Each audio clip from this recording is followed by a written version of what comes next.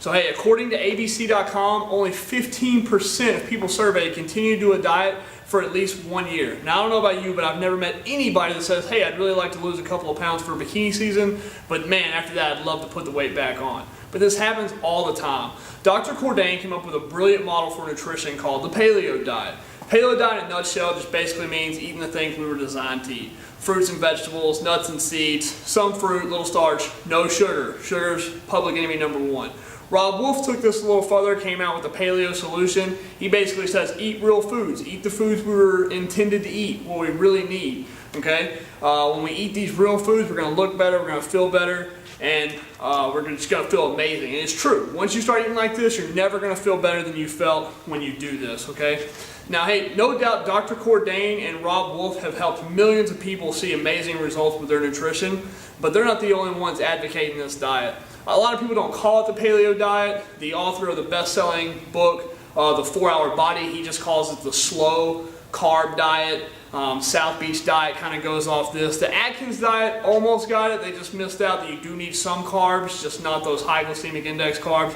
Most of the diets that you'll find out there right now, they're going off of this low glycemic index type thing, right? So low glycemic index, what is that? What is low glycemic index? Let me explain what that means real quick, all right? So glycemic index, basically what they did, I'm a Marine, I like everything broken down, dummy proof, they've done that with the glycemic index. Glycemic index is in reference to when you eat your carbohydrates, okay? Like I was saying, you want to eat those real foods, those real vegetables, fruits, those kind of carbohydrates, instead of, you can probably guess what are the bad carbohydrates, right?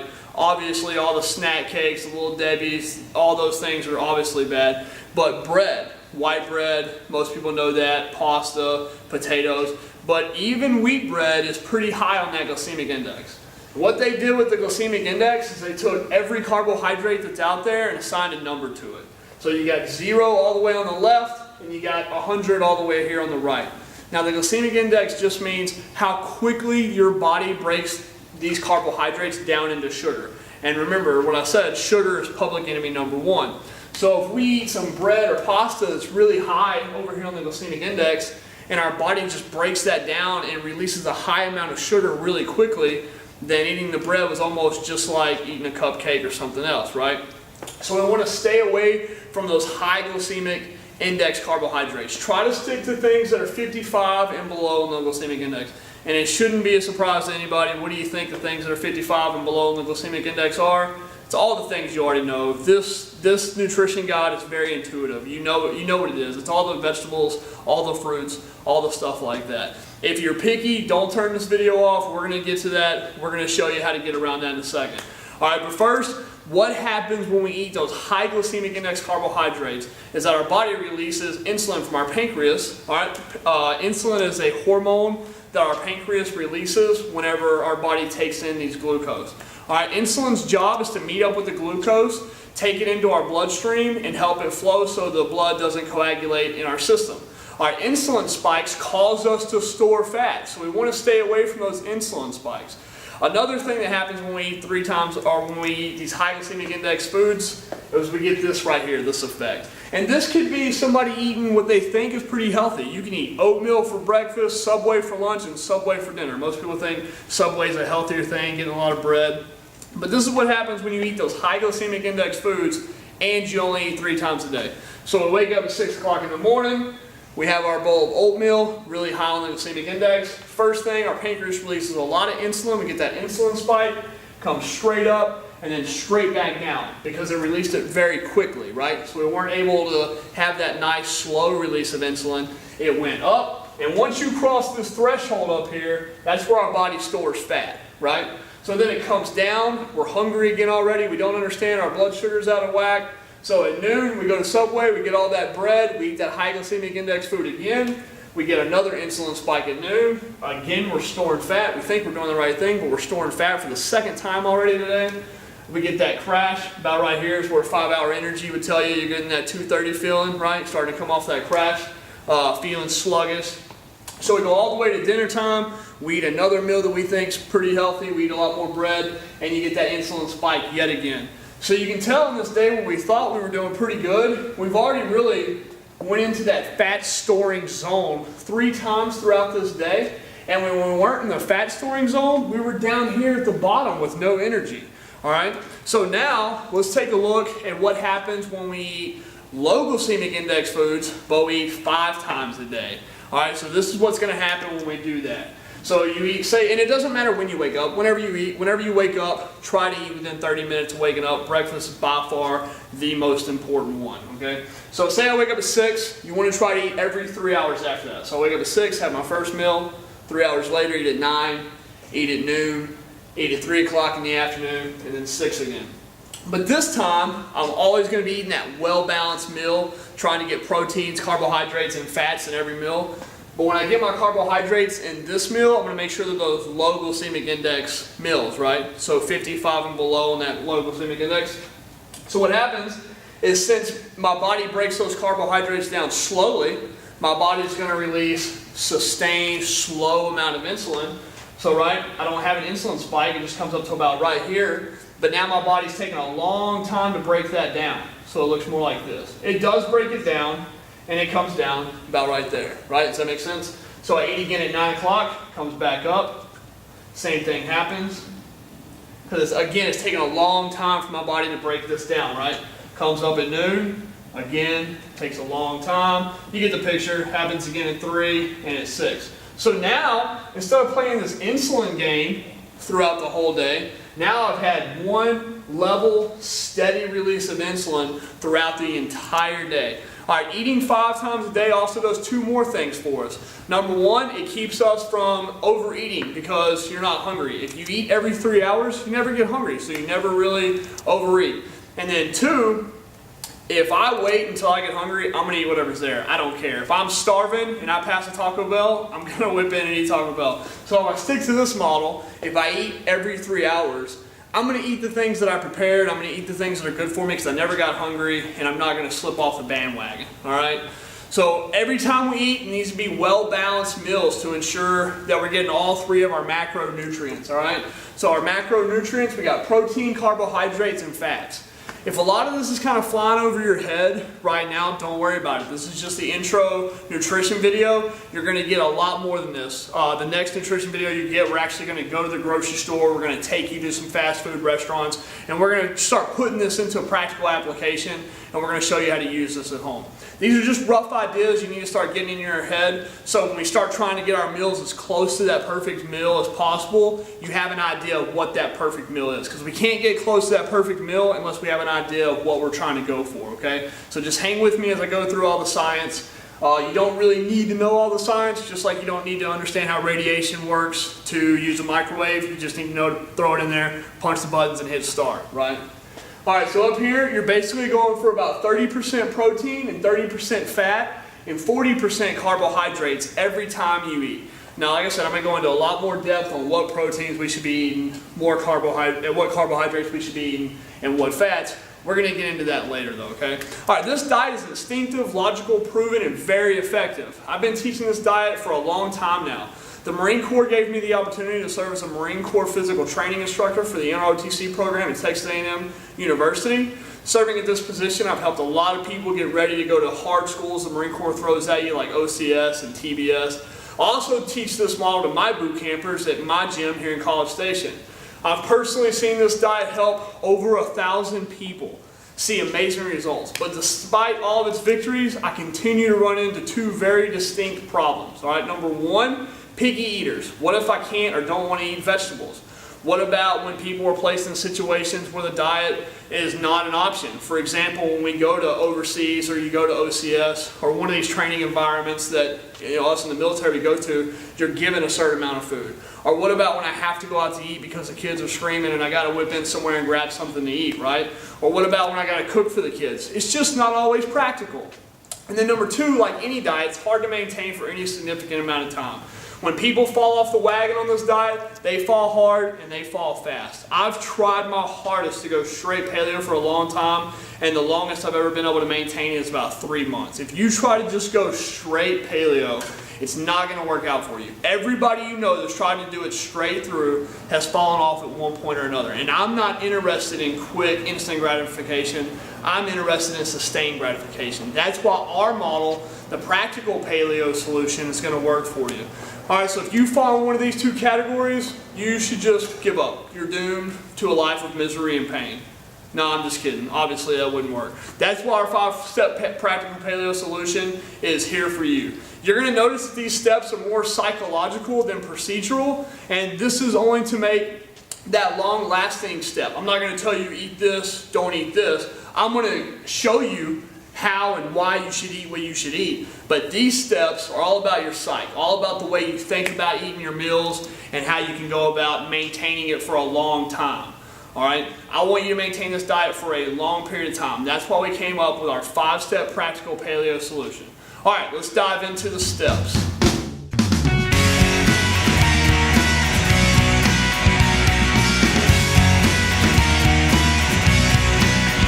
All right, so the 5 steps to the practical paleo solution is find the why, know the how, slide right, err on the side of positive, and stay away from slippery slopes.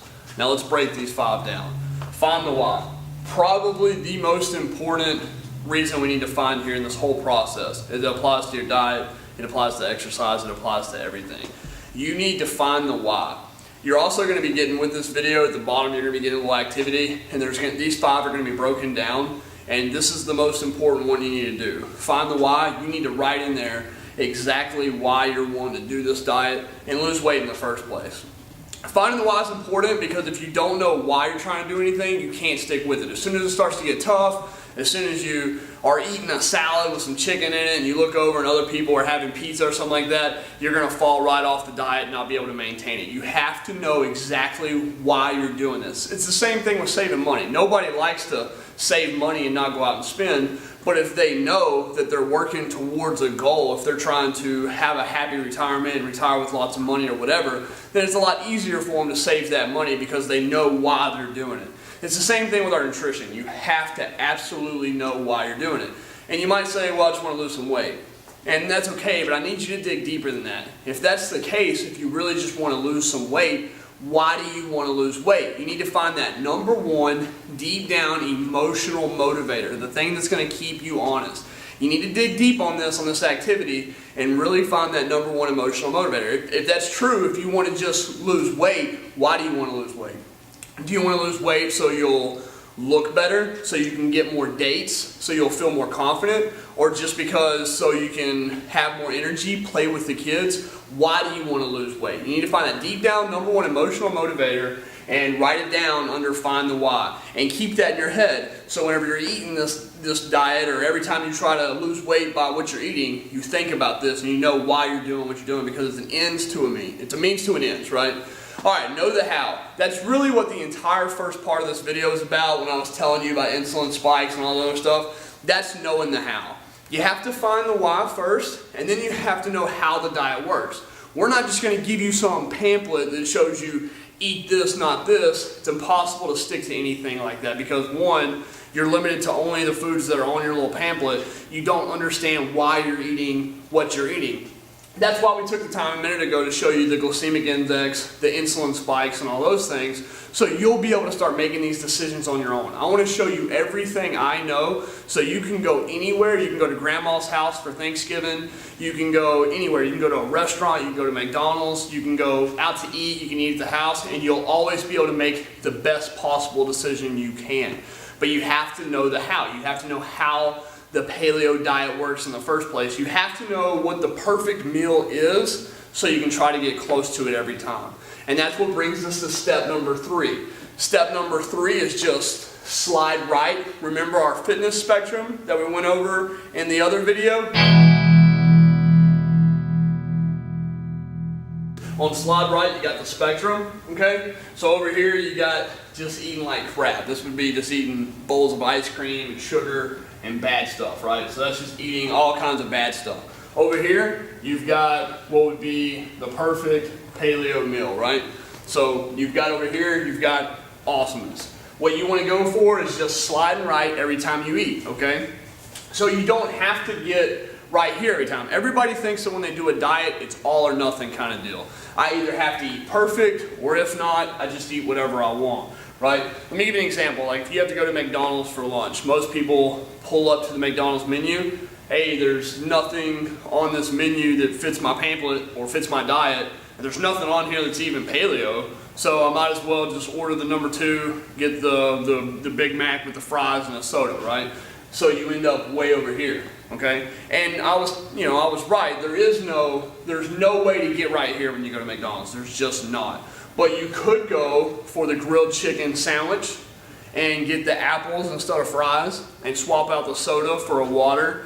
And when you get that grilled chicken sandwich, you could even take it, it's not perfect, it's got a lot of bread on there. Usually I take 1 piece of bread and throw it off. So now I've got 1 piece of bread, the lettuce, the tomatoes, the grilled chicken, the apples, and a water. So I understand the grilled chicken is not perfect at McDonald's, I get that. But we're still ending up, somewhere in this region over here on that fitness spectrum, on that spectrum, okay? We're sliding right as far as we could for that meal, and that's what's important. Instead of just saying, hey, there was nothing on there that I needed, so I just went this route, which doing these kind of decisions are what kind of got us in trouble in the first place. So just think about that. Every time you eat doesn't have to be perfect, okay? Just slide right as far as you can every time, and you're going to be all right. All right, err on the side of positive. Zig Ziglar, #1 selling book author, a motivational speaker, he tells everybody that you should kind of think about things differently than we do. We have a tendency to beat ourselves up every time we make a mistake. And he talks about it in terms of selling. He's like, if you're trying to sell something, if you're an outside salesman or something, every time you don't make a sale, if you dwell on that and beat yourself up and think, man, I suck, I didn't make the sale, that's going to put it in your head that you are a failure and you're not seeing success. Instead, if you try to make 20 sales and you only make 1 of them, you should celebrate that 1 instead of beating yourself up all those other times. I've seen a lot, and this happens more with girls than it does with guys. Every time girls go on a diet, they mess up 1 time, and all of a sudden their mind just goes crazy. Oh my God, I messed up on my diet, I can't do this, I'll never be able to keep it up, I'm done. You gotta flip that over. You can't think negatively. Every time you eat, if I go to McDonald's and I get those apples instead of those fries, I gotta celebrate that. Hey, I did something right here. If you eat wheat bread, I don't recommend it. It's high on that glycemic index. It's gonna cause you to have an insulin spike. But if you eat wheat bread instead of a muffin or some other processed food that you're gonna find down the aisle of a grocery store, something that's higher glycemic index, hey, celebrate that. I ate wheat bread, it wasn't perfect, but it was a lot lower on the glycemic index than anything else I would have ate. So switch that around and think positively every time you eat good instead of beating yourself up every time you mess up, because we're all human. No matter how hard you try, you cannot eat strict, this is the diet I'm going to go with, I'm going to eat strict forever. You can do it for a month, maybe 2 months, maybe even close to a year, but just like that study we looked at in the beginning, very small percentage of people stick to a diet for a long period of time. And this is why, because every time they mess up, they beat themselves up and they just quit. Which brings us right into step 5, which this one's just kind of tying it all together. It's showing you that you got to stay away from those slippery slopes. If you beat yourself up, hey, I messed up 1 time, there's no way I can maintain this, and that's what usually happens, and people just quit their diet altogether. You see somebody that were doing so good, maybe a coworker, you saw them bringing their lunch to work every day, they're eating really good, and then the next day, they've got a bad meal, you're like, oh, it must be their cheat day. And then every day after that, they're just continually getting worse and worse with their meals. Hey, what happened? They got on that slippery slope, they messed up 1 time, they were never able to rebound. If you mess up and eat a bad meal, don't just give up and say, oh, I'll start my diet again next week. Just say, hey, I had a bad meal. Oh well, I'm going to stay away from the slippery slope. The very next meal I eat, I'm going to try to slide right as far as I can. All right, so you can see that all these steps are kind of cumulative. They build on top of each other. You have to find the why. You have to know why you're wanting to do this. Then you have to know the how. You have to know what a perfect paleo meal is before you can try to get close to it every time. So then I have to know the how. I have to know exactly what a good, well-balanced meal looks like. And then I can try to slide right. No matter where I go, where I'm at, what the circumstances are, I can try to get as far to the right as possible at that time. Okay, so once I do that, then I'm going to err on the side of positive. every time I eat good, I'm gonna celebrate that. I'm gonna reward myself. Hey, you're doing a good thing here. I'm not gonna beat myself up if I mess up and have a Snickers bar. It's just not gonna happen. Oh well, I'm human. I had a Snickers bar, I'm gonna get right back on top of it the next meal, which is gonna keep me away from those slippery slopes, okay? I'm never gonna just lose confidence because of one mistake. How many times have you seen somebody start a diet and then about Wednesday or Thursday they start messing up and they're like, oh well, I've already messed up, I'll just start again next Monday. Me and my wife have done that time and time again, and it's just an endless cycle of always starting the diet next Monday, starting the diet next Monday. Don't do that. Stay away from those slippery slopes. If you mess up, get right back on track, slide right as far as you can the very next meal.